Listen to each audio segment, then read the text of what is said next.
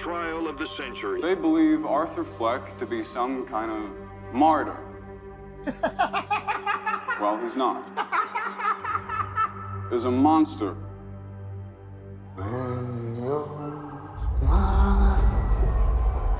Joaquin Phoenix returns as Arthur Fleck, aka Joker, in Joker Folie, Deux, or for those who don't want to look into the French madness of two, in the sequel to Todd Phillips' 2019 Joker film. This time, of course, he's joined by Lady Gaga as Harley Quinn, or Harley Quinzel if you want to go for the full name as we did with Arthur there earlier.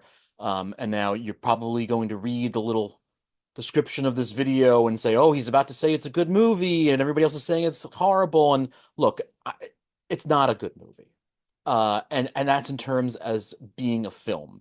You know, there is a lot of wonderful cinematic pieces to this that look great, look fantastic, but as far as piecing it together as a film, it's very disjointed, very hard to watch. And not because it's like, oh God, there's musical numbers, whatever it may be. It just doesn't flow very well. And again, it's great to see things like, it's always great to see Catherine Keener come back on the screen and Steve Coogan kind of joining something of this ilk, but it feels as if they're not necessarily misused because they do a good job in their roles, but it seems as if, that they're not really as consequential to a lot of this, especially Steve Coogan for that matter, to the rest of it. And for a movie that is Sean IMAX that everybody knew going into was going to be a jukebox musical, the musical numbers fail, I feel, because a lot of it is just either close-ups or mediums of people singing and kind of walking around as everybody else is doing their normal everyday. Well, every day, there's a bunch of insane asylum inmates at Arkham Asylum just sitting watching TV as, Joaquin Phoenix, dances around them, and not even dances around them, just moves around them a little bit.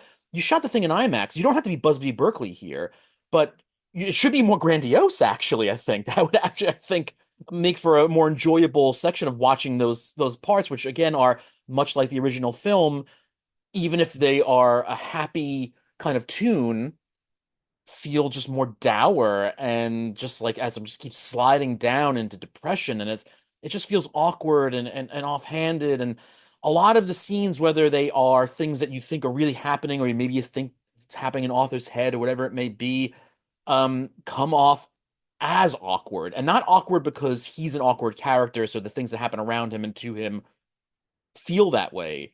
They just feel wrong and it's just not even icky. I don't want to say they feel icky, but in a lot of ways you probably have that same reaction.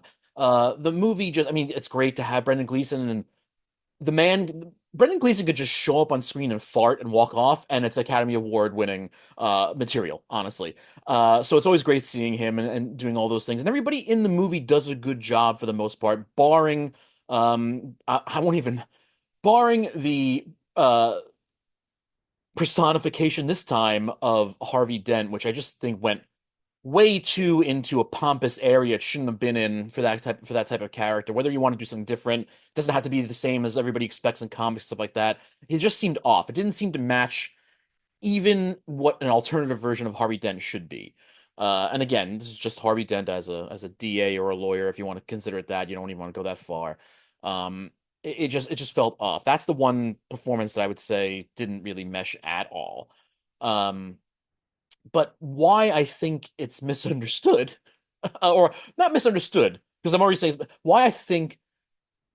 Look, I'll put it this way: the point of this movie is just flying over everybody's head, and it's very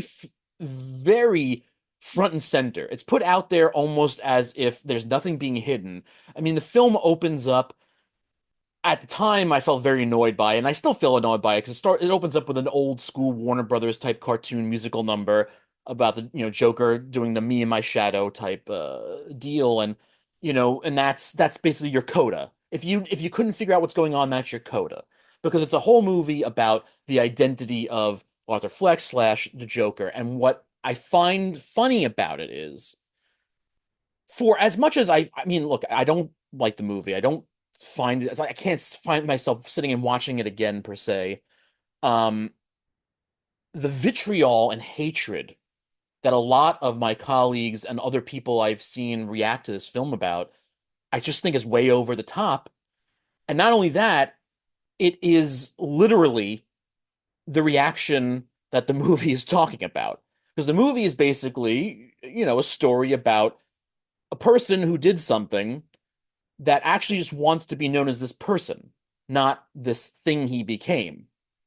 And it's this fight to understand that this is what everybody expects from this person. This is what everybody expects from this character. So I'm going to give you something that is not what you expect. And you're not going to like it because you want this thing, and I'm giving you this thing.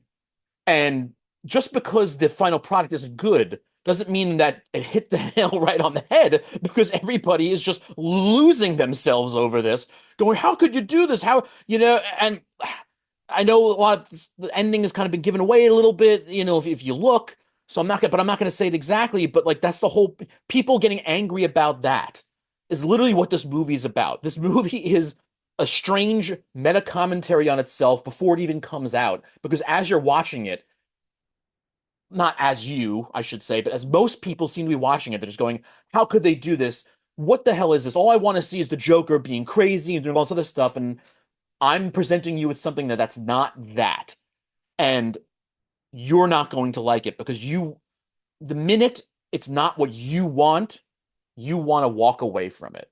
So the movie in itself, I guarantee you, 10 years from now, maybe less, maybe more, you're going to go to YouTube, or maybe YouTube, who knows at this point what's going to exist. Your brain chip showing you videos from the new internet is going to tell you that Joker Folie has been reevaluated, and you all misunderstood the film when you saw it because it is this meta commentary on how you as the comic book culture can't take anything that's not direct from the page. And the minute I change it, you're going to hate it.